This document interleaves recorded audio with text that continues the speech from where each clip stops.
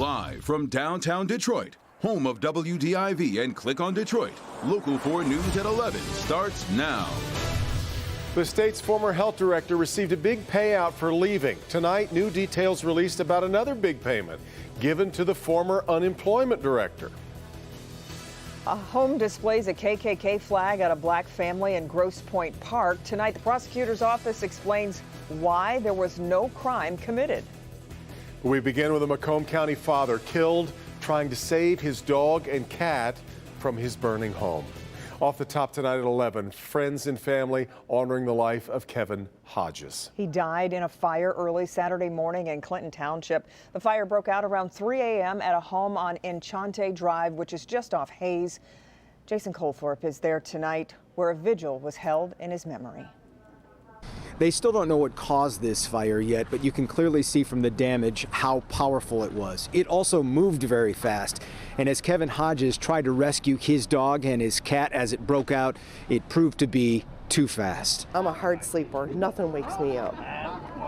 Something woke me up that morning. Michelle Brooks is describing the frantic moments early Saturday morning when fire erupted in the mobile home she shared with her fiance, Kevin Hodges. And I started screaming, "Come with me, we're going out the side door. Come on, we gotta go now." And she lost sight of Kevin, who never made it out of the home. And that was the last I seen of him because he went towards the fire. And as the fire raged out of control, but I threw my phone and I went back in. Neighbors grabbed her and pulled her to safety. Ran outside and I saw Michelle trying to go back to the house. I ran over there and I grabbed and I pulled her away. He had nothing but a bright future. Tonight, in front of the now destroyed home, friends and family, including his brother and 2 daughters, honored Kevin. Happy birthday,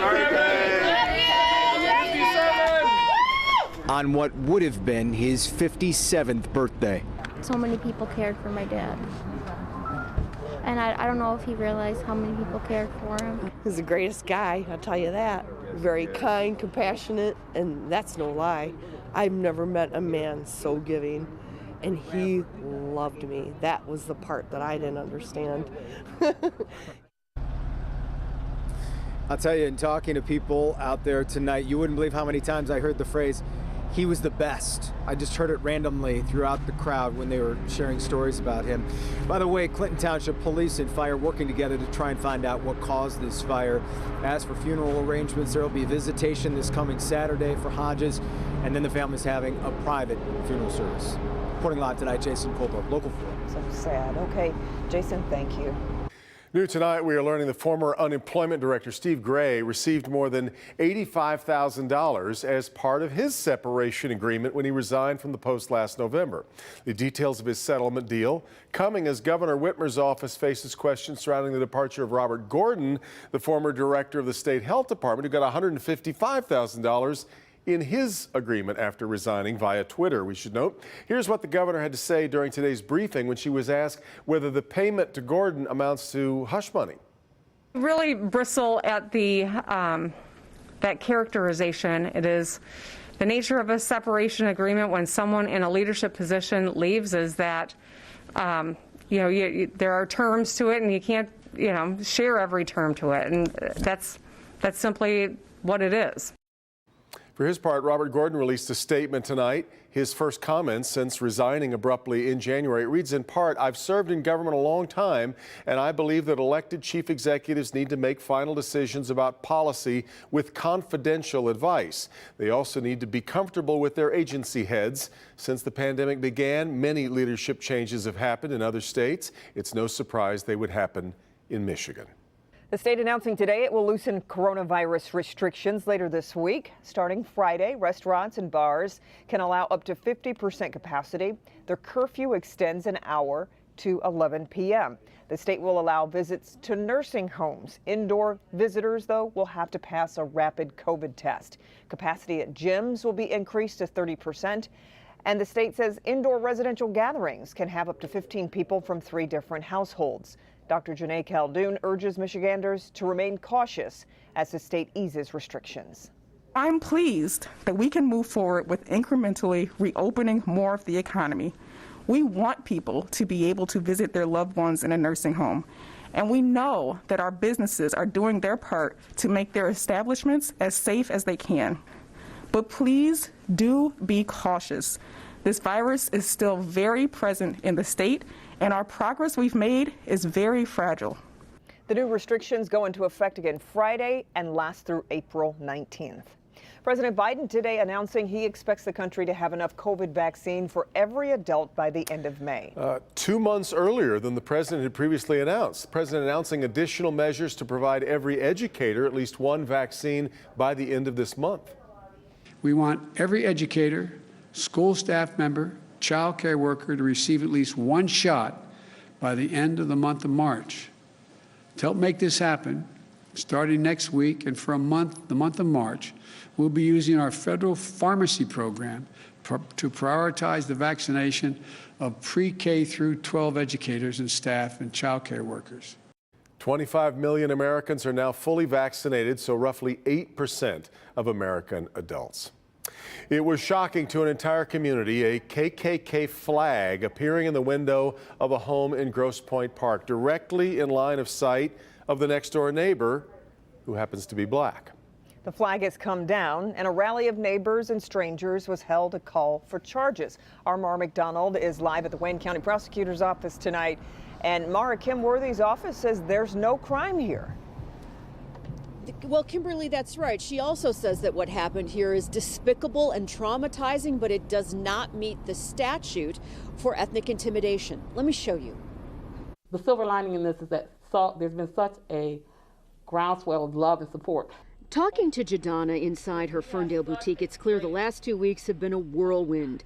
February 16th, her Grosse Pointe Park neighbor put up a Klan flag inside his home in a window directly across from her dining room. She was understandably horrified. She called the AG, the FBI, and was told there was nothing they could do. She called me. I called Grosse Pointe Park police, who paid a visit and convinced the homeowner to take it down. And no, he will not be charged with anything. And here's why. The way that the ethnic intimidation law is written in Michigan, there has to be contact. So he didn't grab me or try to harm me or deface my property or anything like that. So all of the elements were not met, but it does not mean that what he did was right, because it was not. The neighbor told police the flag was put up because Jadana had a camera pointed in his home. She says, yep, she has cameras up, but none are pointed in his house, rather around the edges of her property after a full gas can was left in her recyclables. Now neighbors and strangers have rallied around her, but the trolls, they came out too. People came to my Google page of my business, racist trolls, some horrible things. Leaving phony reviews on her Margot and Max boutique page. She's dealt with it, and if you meet her, you'd know she's a force of nature. I'm not going to stop being who I am. I can't do anything about his heart. I can do something about mine, though. I'm not going to let you change who I am because you did something. I'm not going to let you do that. You're not going to change who I am. I'm going to keep living my life. Back here live. So is she disappointed in the decision from the prosecutor's office? Yes. But is she disappointed in the prosecutor? She tells me no. We're live at the Frank Murphy Hall of Justice tonight. I'm Mara McDonald, Local 4. Yeah, okay, Mara, thank you. Detroit Mayor Duggan vowing tonight that the city is going to take action to stop firefighters from drinking on the job. It comes after the department says 2 firefighters were caught driving drunk. We're not here to focus on who's to blame. We're focusing on how we're going to solve it. The penalty for consuming alcohol on duty is termination. There's also a separate criminal investigation that is underway, and we're going to hold him and anyone else who might have consumed alcohol accountable. The first incident happened February 21st when a firefighter hit a parked car with a fire engine. That firefighter was screened for alcohol, and the department said he tested over the legal limit. Then on Monday morning, a veteran firefighter was found inside a department SUV that was dangling over the lodge. The department says he, too, was under the influence.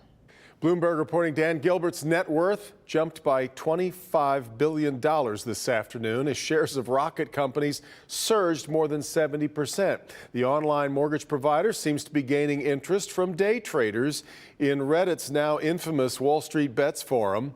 That's the same formula that helped propel GameStop shares earlier this year. The Reddit traders are likely targeting the stock due to the large number of Wall Street hedge funds betting against it. It closed at $41.60 a share, a huge jump for Gilbert. Still ahead, a neighbor jumps in to help a mother and her baby who get trapped when their home catches fire. I ran downstairs and had her toss the baby to me. The dramatic rescue coming in West Michigan in just a minute. Here's Ben. Devin, for 2 days in a row, we've had all the sunshine we could handle, and we just couldn't get to 40 degrees, but we'll get there tomorrow. Our warmest of the week is coming up. You're about to get shot. Let us see your hand. All right, but first, a police chase downriver involving 2 convicted felons posing as police officers. There's video of their arrests, and we'll have it next.